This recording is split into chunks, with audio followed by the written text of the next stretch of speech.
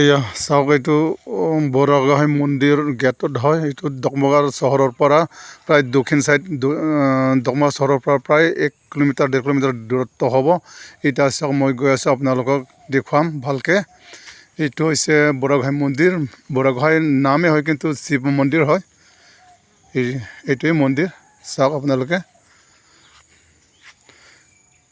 এইটো পাথৰৰ ওপৰত নানান মূৰ্তি আছে তাতে শিৱ মূৰ্তি আছে গণেশ আছে আৰু বহুতো দেৱ দেৱী আছে এইটো হৈছে জিৰণি চৰা দৰ্শন কৰি ইয়াতে জিৰাব পাৰিব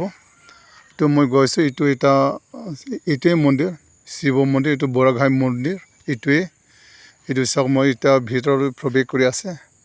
ভিতৰত কি আছে চাওক আপোনালোকে এইবিলাক হৈছে মূৰ্তি দেৱ দেৱীৰ মূৰ্তি এইবিলাক চাওক ভিতৰতে এইটো হৈছে নাম কৰে দৰ্শন কৰা মানে ইয়াতে নাম কৰা হয় এনেকুৱা ক্লিন এনেকুৱা পৰিষ্কাৰ জাগা এইটো হৈছে আচল মন্দিৰ এইটোৱে গেট এইটো হয় এইটো পূজাৰী ৰাতিপুৱা পূজা কৰা হৈ গ'ল এতিয়া বন্ধ আছে এতিয়া দৰ্শন কৰা মানুহ অহা নাই সেইকাৰণে বন্ধ কৰি দিলে এইটো মই মন্দিৰটো চাৰিওফালে মই ঘূৰিছোঁ চাওক এনেকুৱা পৰিষ্কাৰ আপোনালোকে চাব পাৰে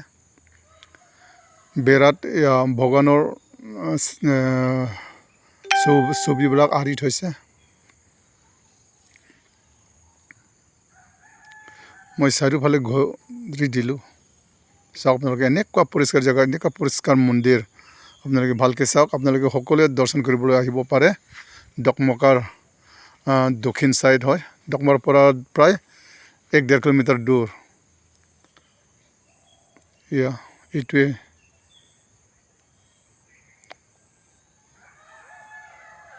এইটো হৈছে গুৰু মূৰ্তি হয় অতীতৰ পৰা এইটো আছে এইটো হৈছে মই ডাঙৰকৈ দেখুৱাম এইটো হৈছে হনুমান মূৰ্তি হনুমান মূৰ্তি হয় ইয়াতে প্ৰায় হনুমানৰ মূৰ্তিহে বেছি থাকে কিন্তু হ'লেও এইটো শিৱ মন্দিৰ হয় এতিয়া আকৌ মই গৈ আছোঁ পাহাৰৰ পাথৰৰ ওপৰত মই দেখুৱাম কিবা দেৱ দেৱীবিলাক বহুতো দেৱ দেৱী আছে ইয়াত আৰু ওপৰত যিটো আছে এইটো মই ডাঙৰকৈ দেখুৱাম এইটো হৈছে হনুমান মন্দিৰ হয় হাতত এটা গদা লৈ বাওঁহাতে পাহাৰ উঠাই পাহাৰ লৈ আছে আৰু এইফালে গদা আৰু এইফালে দৰ্শন নকৰাৰ আগতে হাত ভৰি ধুব পাৰে নদীত দীঘাৰু নদী বৰ দীঘাৰু নদী তাতে আপোনালোকে দৰ্শন কৰাৰ আগত হাত ভৰি ধুব পাৰে তাৰপিছত আহি এইটো প্ৰথম ইয়াতে ইষ্টাব্লিছ হোৱাৰ পৰা বাবা আছিলে এইটো মনেশ্বৰ গোৱালা ইয়াতে মৃত্যু হৈছে ইয়াতে পচিছে তাৰ শিৱ ধৰণৰ মূৰ্তি বনাই দিছে তাৰে মূৰ্তি বোলে যিজন ছেকেণ্ড বাবাই কৈছিলে সাধুৱে